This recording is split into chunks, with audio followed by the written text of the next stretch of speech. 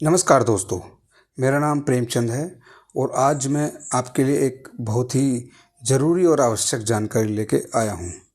दोस्तों, मैं बता दूँ कि मैं कोई डॉक्टर नहीं हूँ, मगर मेरे एक दोस्त हैं डॉक्टर नरेंद्र गोस्वामी, जो गुजरात में रहते हैं और आज उन्होंने एक फेसबुक पोस्ट डालकर ये ज़रूरी इन्फॉर्मेशन दी है ताकि लोगों को जागरूक किया जा सके।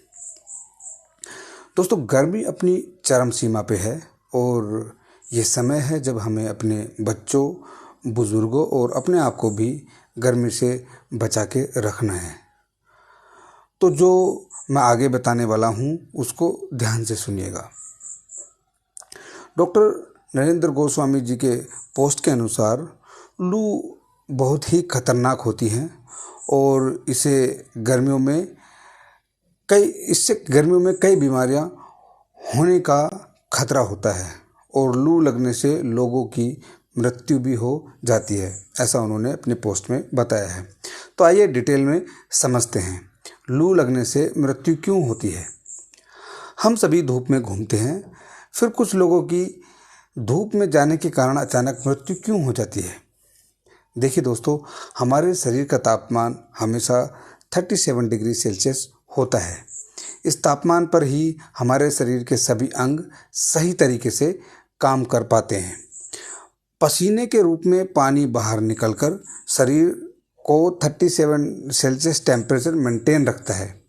लगातार पसीना निकलते वक्त भी पानी पीते रहना अत्यंत आवश्यक और ज़रूरी होता है। पानी शरीर में इसके अलावा और बहुत सारे कार्य करता है, जिससे शरीर में पानी की कमी होने पर शरीर पसीने के रूप में पानी बाहर निकालना बंद कर देता है, टाल देता है। जब बाहर का टेम्परेचर 45 डिग्री के पार हो जाता है और शरीर की कूलिंग का जो सिस्टम है वो ठप हो जाता है, तब शरीर का तापमान 37 डिग्री से ऊपर पहुंचने लगता है, जो हमारे शरीर के लिए घातक साबित हो सकता है। शरीर का तापमान जब 42 डिग्री सेल्सियस तक पहुंच जाता है, तब ब्लड गर्म होने लगता है और ब्लड में उपस्थित प्रोटीन पकने लगता है। मसल्स स्टिफ होने लगती हैं, यानी कड़क होने लगती हैं। इस दौरान जो हमारे सांस लेने के लिए मसल्स काम आती हैं, वो भी काम करना कम कर देती हैं। शरीर का पानी कम हो जाने की वजह से जो ब्लड है वो गाढ़ा होने लगता है, ब्लड प्रेशर लो हो जाता है और जो शरीर के इम्पोर्टेंट ऑर्गन्स है जैसे कि ब्रेन, वहाँ तक ब्लड की सप्लाई कम हो जाती है। व्यक्ति कोमा में चला जाता है और उसके शरीर के एक एक अंग कुछ ही क्षणों में काम करना बंद कर देते हैं और उससे उसकी मृत्यु हो जाती है। गर्मी के दिनों में ऐसे अनर्थ को टालने के लिए लगातार थोड़ा थोड़ा पानी पीते रहना चाहिए और हमारे शरीर का तापमान 37 डिग्री मेंटेन किस तरह से रह पाएगा, इस ओर ध्यान देना चाहिए। इनियोक्स फिनोमिनन आने वाले दिनों में भारत को प्रभावित करेगा एंड गर्मी अभी और बढ़ेगी। सो प्लीज़ 12 से 3 के बीच में का जो टाइम है वो कमरे में, ऑफिस में रहकर ही व्यतीत करें। तापमान 40 डिग्री के आसपास विचलन की अवस्था में रहेगा। यह परिवर्तन शरीर में पानी की कमी और सूर्य ताप की स्थिति उत्पन्न कर देगा। ये प्रभाव भूमध्य रेखा के ठीक ऊपर सूर्य चमकने के कारण पैदा होता है। कृपया स्वयं को और अपने जानने वालों को पानी की कमी से ग्रसित न होने दें। किसी भी अवस्था में कम से कम 3 लीटर पानी ज़रूर पिएं और अगर किडनी की कोई बीमारी है, किडनी से कोई प्रॉब्लम चल रही है, तो तब 2.5 से 3.5 लीटर पानी ज़रूर लें।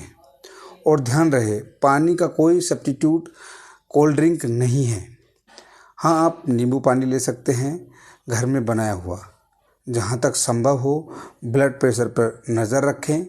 किसी को भी हीट स्ट्रोक हो सकता है। ठंडे पानी से नहाएं। इन दिनों नॉन वेज का प्रयोग भी आप छोड़ सकते हैं या कम कर सकते हैं। फल और सब्जियों को भोजन में ज़्यादा स्थान दें। हीट वेव कोई मजाक नहीं है। इसको समझने के लिए एक बिना प्रयोग की हुई मोमबत्ती को कमरे से बाहर या खुले में रखें। यदि मोमबत्ती पिघल जाती है तो ये एक गंभीर स्थिति है। अपने बेडरूम और अन्य कमरों में 2 आधे पानी से खुले हुए बर्तनों में पानी भरकर रख दें, जिससे कमरे की जो नमी है वो बरकरार रहेगी और कमरे ज़्यादा गर्म नहीं होंगे। अपने होठों और आँखों को नम रखने का प्रयत्न करें और इस इन्फॉर्मेशन को ज़्यादा से ज़्यादा लोगों तक शेयर करें। मैं धन्यवाद देता हूँ डॉक्टर नरेंद्र गोस्वामी जी का, जिन्होंने ये महत्वपूर्ण जानकारी दी है। थैंक यू दोस्तों, एंड स्टे सेफ। गर्मी में अपना ध्यान रखें और ज़्यादा से ज़्यादा पानी पीते रहें। Thank you.